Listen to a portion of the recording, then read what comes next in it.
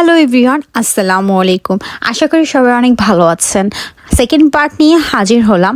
Second পার্টে আপনাদের সাথে শেয়ার করব সুড়ঙ্গের ওই পারে গিয়ে আমরা কি কি দেখতে পেরেছি এবং কি কি অজানা তথ্য আমরা বের করতে পেরেছি। নট অনলি দ্যাট, আমার বাকেট লিস্টে ছিল, যেটা সবসময় আমার যাওয়ার ইচ্ছা ছিল, one of the most popular university in UK, সেটাও আজকে এক্সপ্লোর করব। সো ডিলে না করে চলেন ভিডিওটি স্টার্ট। ফার্স্ট পার্টে আপনাদের দেখিয়েছিলাম থ্যামস নদীর টানেলের যে ভিডিওটা।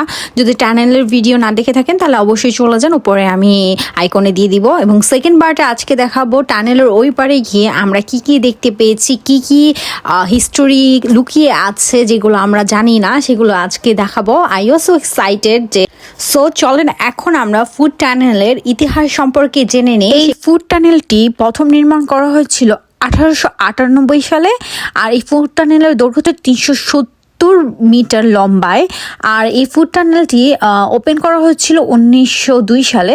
1902 সালে এটা ওপেন করার পর 1904 সালে হচ্ছে লিফট দেওয়া হয়েছিল, যেটা লিফট ইনস্টল করেছিল তারা, ভালোভাবেই চলছিল। বাট 1944 সালে এই ফুড টানেলের উপর ফ্লাইং বোমা হামলা হয়েছিল, যার কারণে এই ফুড টানেলটা হচ্ছে কিছুটা ডিস্ট্রয় হয়েছিল। তারপর আবার এটা রিফাবলিশ করেছিল 1944 সালেই, লিফটটাকেও রিফাবলিশ করা হয়েছে।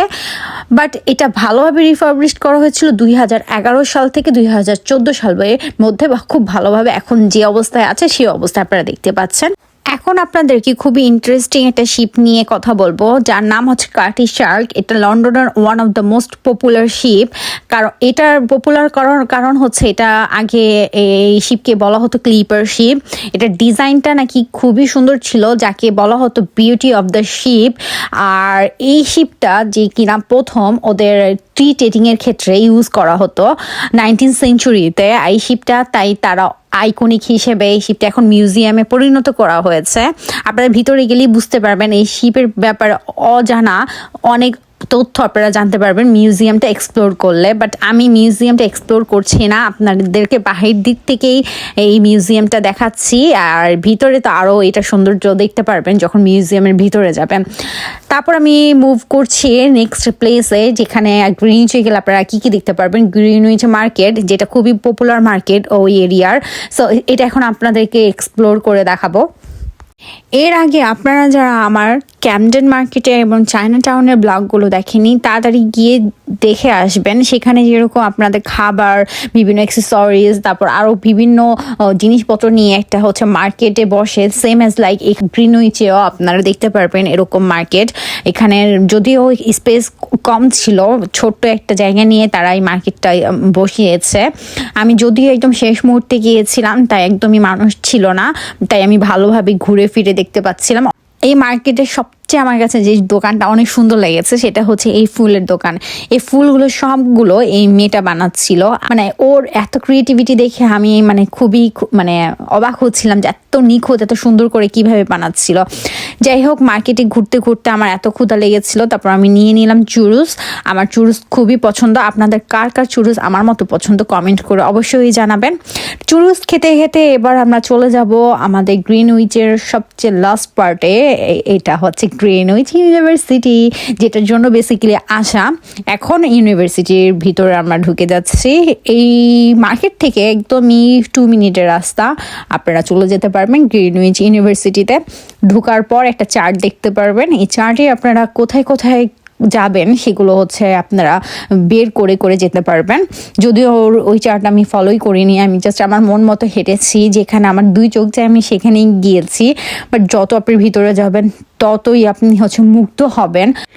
যেহেতু আমি গিয়েছিলাম বিকেল টাইমে আমার কাছে মনে হয় যে বেস্ট ভিউ আপনি পাবেন। সূর্য যখন ডুবছিল, সূর্যের আলোগুলো বিল্ডিং এর উপর পড়ছিল, আর বিল্ডিং প্রত্যেকটা লাগছিল গোল্ডেন কালারে চকচক করছিল।